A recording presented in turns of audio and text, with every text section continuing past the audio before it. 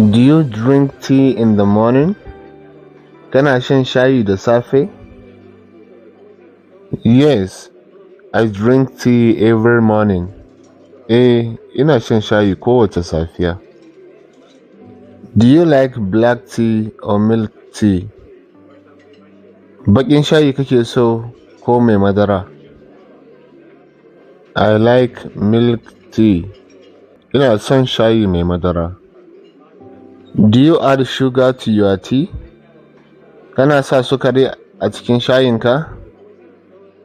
Yes, I like sweet tea. Ina son shayi mai zaƙi. How many cups of tea do you drink daily?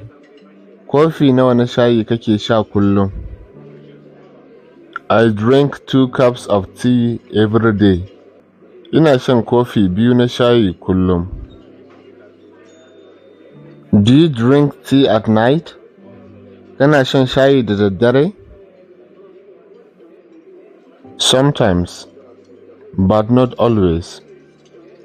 Wasu lokutan, amma ba koyaushe ba.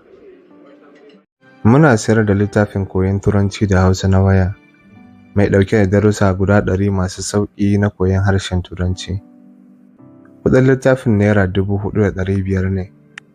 Idan kuka sayi littafin za mu tura muku da littafin ta waya, sannan za mu tura muku da bidiyoyi guda 100 na darussan da suke cikin littafin.